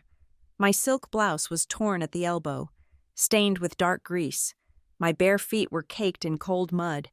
My hair was plastered to my face with sweat and rain, and there was a long black smear of oil across my cheek. I walked to the table, ignoring their stares.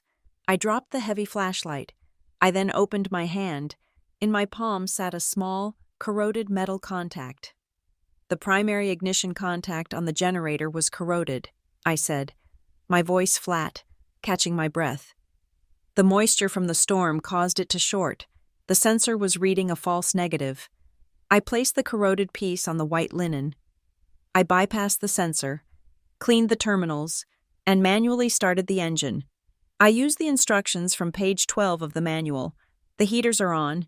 The greenhouse is already back up to 60 degrees. Alistair looked at the small, ruined piece of metal. He picked up the chalk.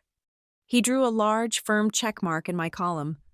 I continued, wiping my hands on a napkin, called Mr. Davies, the on-call technician.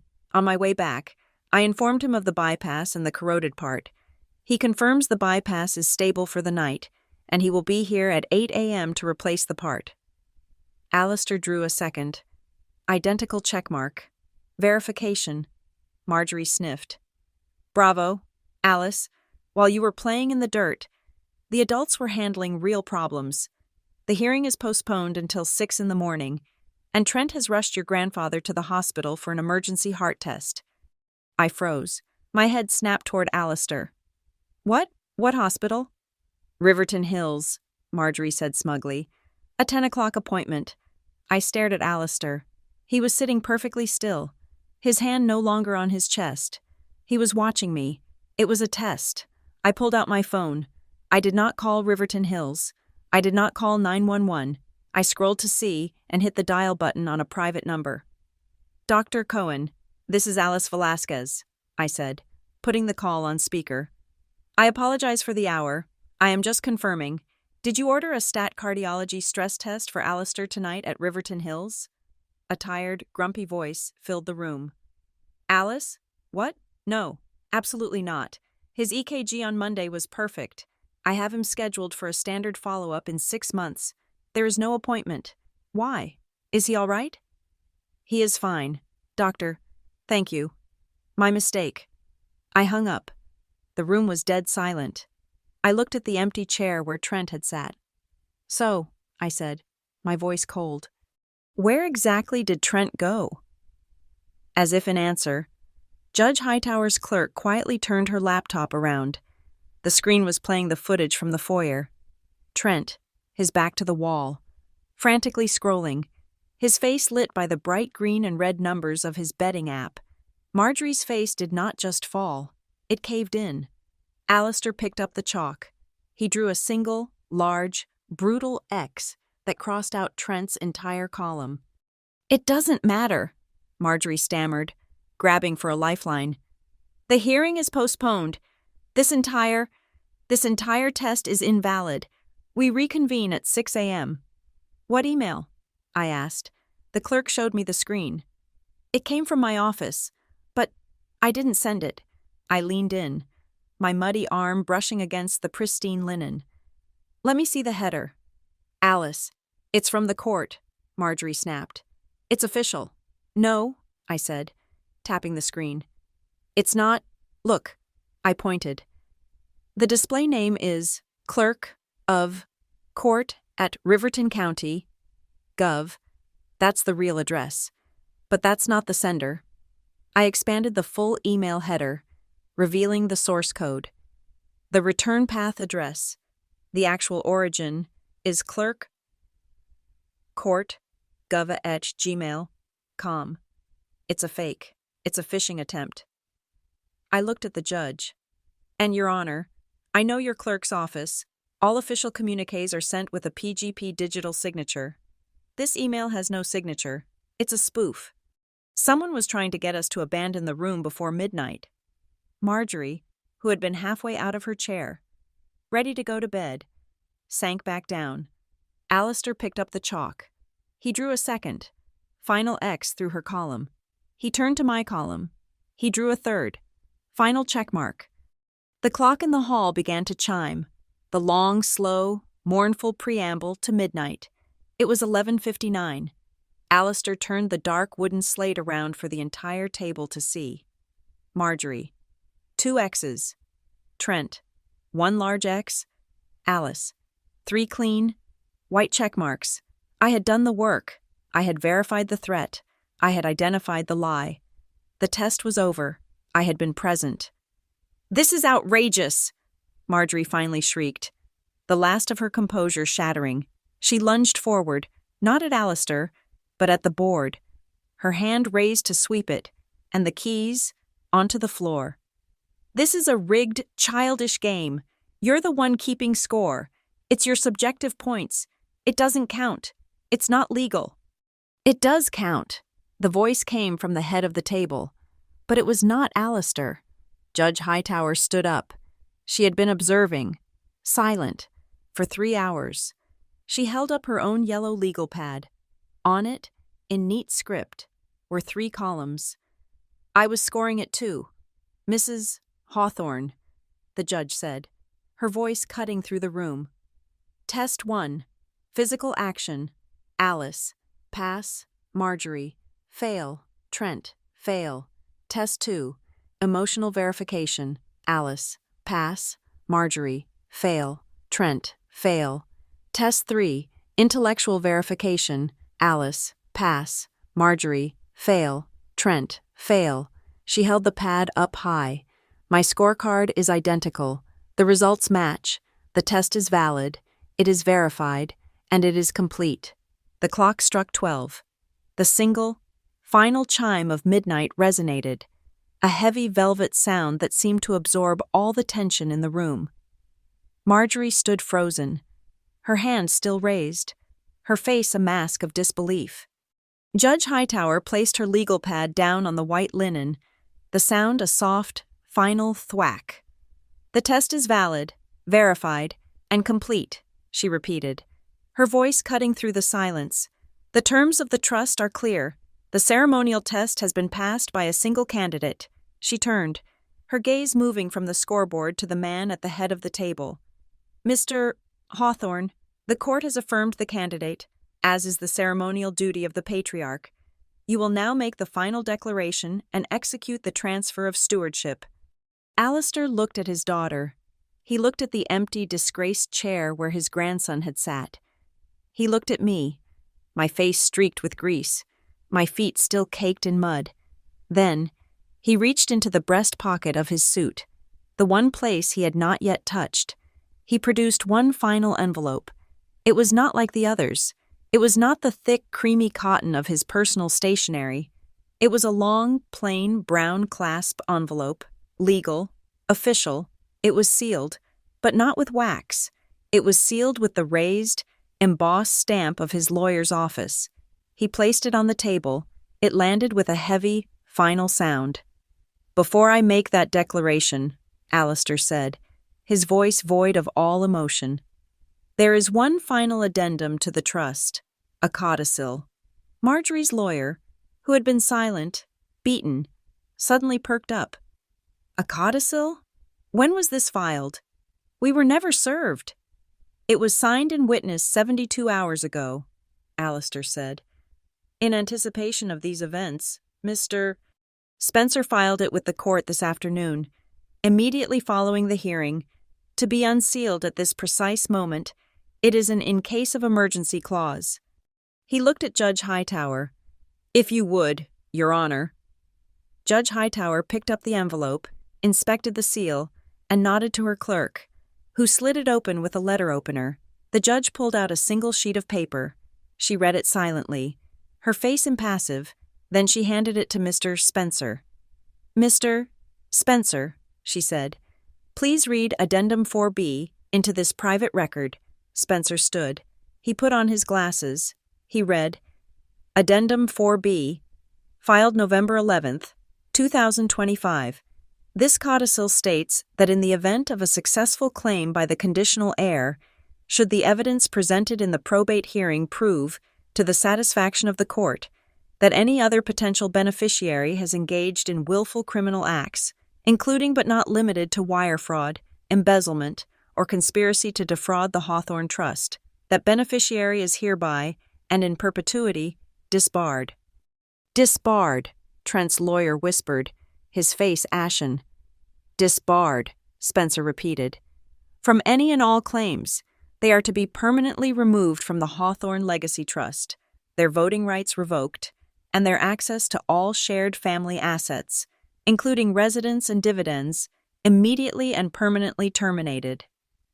Marjorie made a low, strangled sound, like an animal. Attached to the addendum, Spencer continued, is a list of names, to be certified by the presiding judge based on the evidence presented. He looked at Judge Hightower. She nodded once.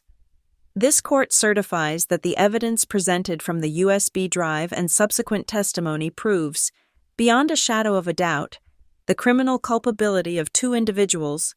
Spencer lifted a second, smaller sheet of paper. The disbarred list reads as follows: Marjorie Hawthorne, Trent Hawthorne. It was an execution. It was not just a loss, it was an erasure.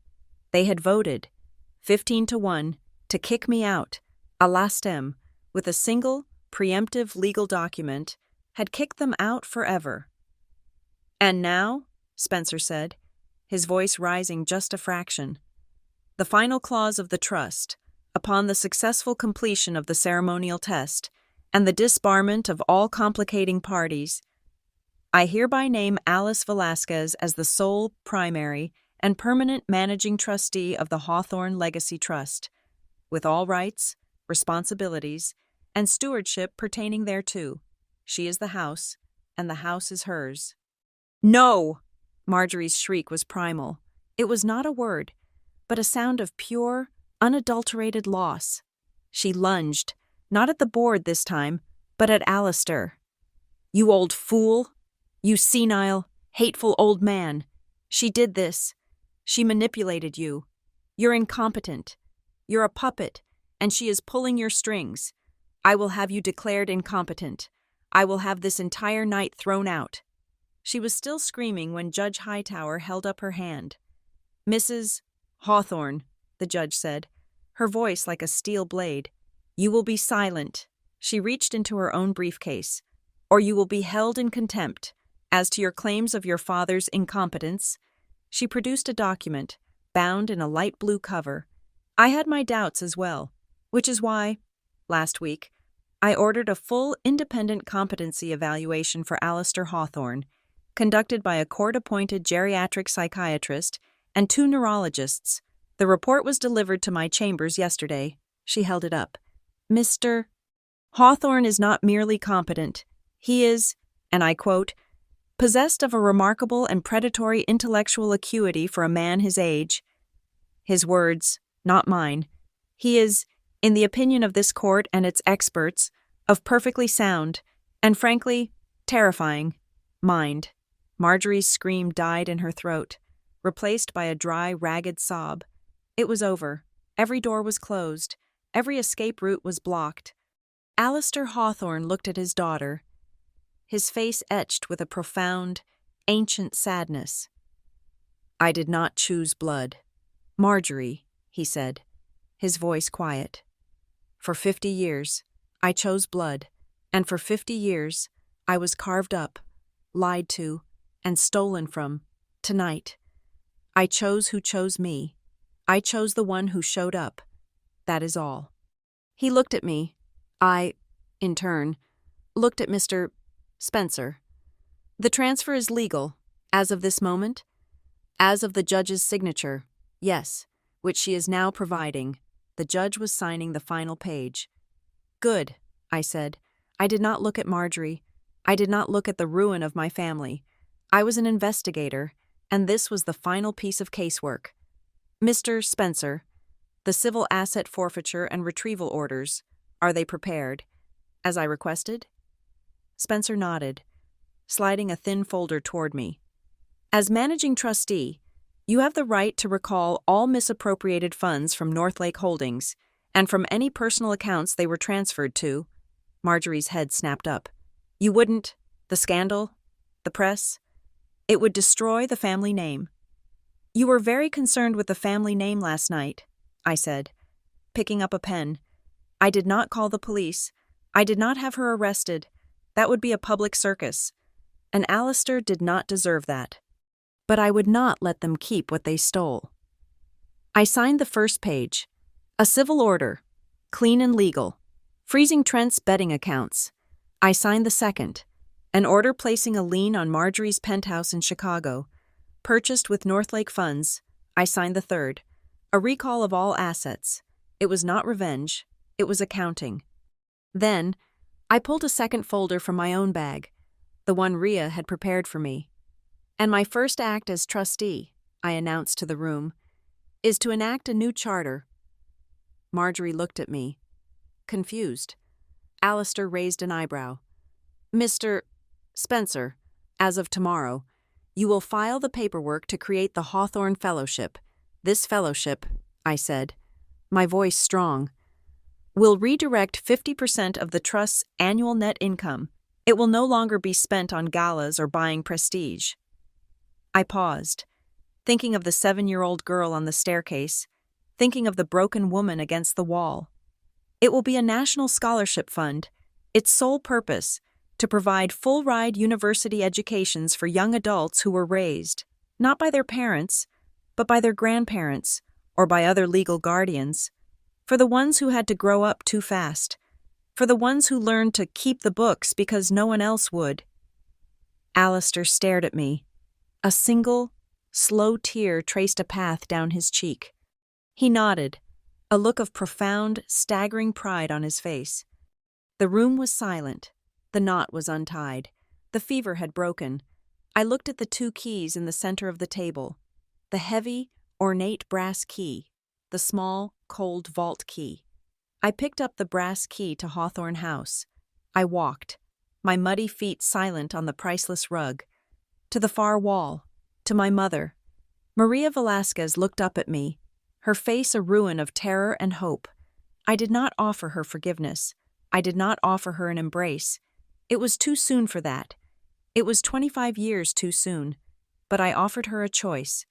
I held out the heavy key and placed it on the small table in front of her. This is not a gift, I said, my voice low. It is an invitation. This is a house of presence. It is a house of work. You have a seat at this table. If you are truly present, if you are willing to do the work. She looked at the key, her hand trembling as she reached for it. She didn't just see a key. She saw a chance, a long, hard, painful road to a home. I turned back to the table. Alistair was standing. He had walked to my chair, in his hand. He held his ebony cane, the one he had leaned on, the one that was his symbol of power. His third leg, he held it out to me. The trust is paper, he said, his voice rough. The key is metal, but this is the house. It is the responsibility. Guard this house, Alice. Guard it with the truth. I closed my hand around the smooth, worn wood. It was heavy. It was real. The spell was broken. Judge Hightower stood. This court is adjourned. She and her clerk, their work done, walked silently out of the room. Mr. Spencer gathered his papers and gave me a deep, respectful nod. Marjorie did not move. She was a statue of gray ash. Her new, expensive lawyers, who had been waiting in the hall, stepped in. They did not touch her. They simply stood, flanking her. One of them sliding a fresh pile of legal documents, the state's criminal summons, onto the table in front of her. She was no longer a Hawthorne. She was a defendant. I walked out of the dining room, the ebony cane in my hand. I walked past Trent's shattered phone in the foyer. I walked to the grand front doors. I stepped out onto the wide, stone porch. The night was over. The first, cold, bruised light of a November dawn was breaking over the lake. The water was a sheet of glass, reflecting the clean, pale, promising sky. The air was sharp and pure. I reached into the pocket of my ruined suit, my fingers closing around the small, forgotten envelope Alistair had given me. The one from last night, the one with the wax seal. I broke the seal. Inside was not a legal document. It was a small, torn page from his personal journal, in his familiar, angular script. There were only 4 words: keep choosing, every day. I turned and looked at the house. My house. The heavy oak doors, which had been a barrier my entire life, swung shut behind me with a soft, final click. It was not the sound of an exile. It was the sound of a gate closing, I was in. I was home. Thank you so much for listening to this story. Please let me know in the comments where you're listening from. I love seeing how far these stories travel and connecting with you all. Don't forget to subscribe to Lila Revenge Stories and like this video. And if you really want to support the channel, please hit that hype button so this story can be heard by even more people.